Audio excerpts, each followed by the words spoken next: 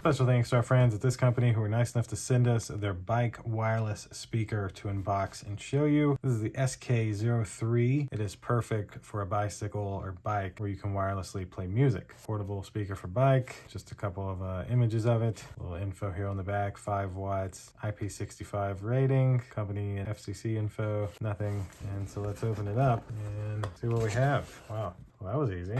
That's it for the box. So we have a little, well, maybe not a little installation guide, but wow. All right, so we have an installation guide. And over here is our actual speaker.